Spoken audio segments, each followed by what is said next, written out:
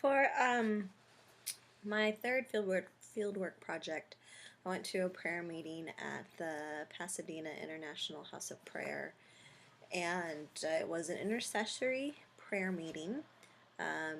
Around lunchtime, it was noon to 2, so I went, and I wasn't really sure what to expect. So I walk in, it was sort of not many people there. There was worship beginning.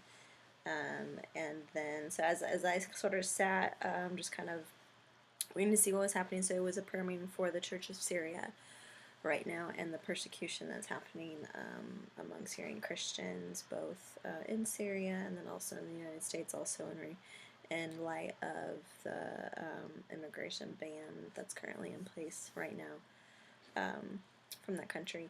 So the practices at work were definitely, I would say, current trends and advocacy. So it was very much intercessory, very charismatic, and the leader called people to come up front to pray on behalf of the Syrian church, and then the worship team would pick up a couple phrases or words that the prayer would use. And sort of develop that into an intercessory song. So very much charismatic and intercession based. What was interesting to observe were, so with the people, so it was mostly women.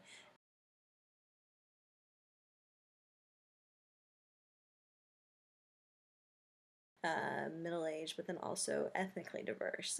The band was ethnically diverse. Only one male was the drummer, and then also the male was the lead prayer, sort of the pastor that was in charge. Otherwise, it was a female attended event, which I just thought was interesting. Another thing that was interesting about it was sort of just the practice in itself of the sort of the worshipful intercessory prayer, and it also led it to sort of an awkward thing. So very much culture. If you're not part of that culture of praying, I imagine you would feel sort of very out of place. That's something I've grown up in and I'm used to. But having been removed from that for so long, just in various churches I've been a part of, it's been a while since I've been around that, to come back into it was really interesting. The impression that was named there was very much what's going on in the Church of Syria right now, and the Christians. Their sort of their plight, the refugees. There was a call for the Syrian church in America, in a sense, and the church in Syria.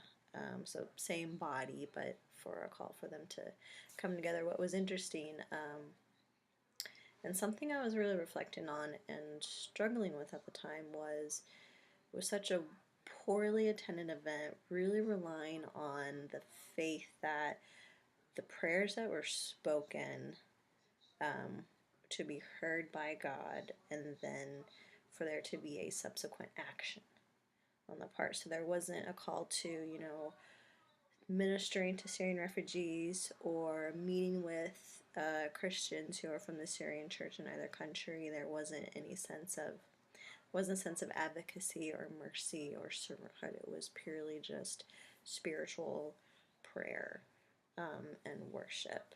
So in that sense, it was very much appealing to the theological ideas that we hold of what prayer means and how prayer works, and what we hope to achieve through prayer, so that because of our prayers, God would then be called to act.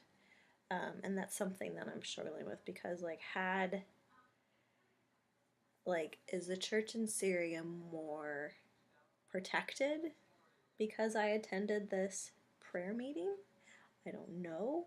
I'm not saying that it was a bad thing by any means, but just sort of seeing that dynamic play out, and having those questions was an interesting experience.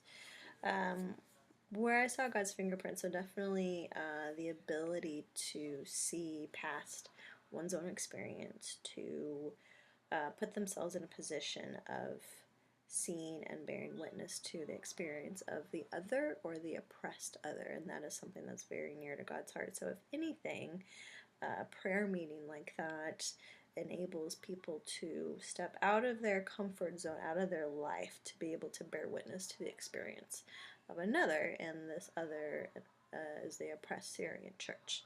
So, in that sense, it orients the Christian to the plight of the oppressed.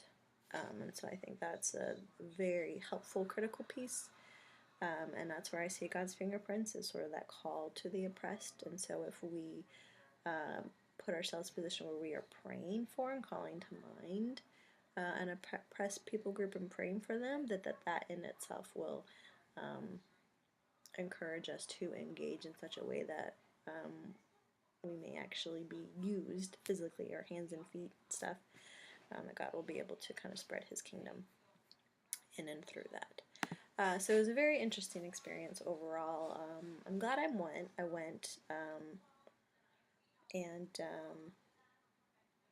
yeah, so I think the key takeaway for me was just the ability to kind of see and experience and pray for and stand in the gap on behalf of the people group that is being currently oppressed in our society.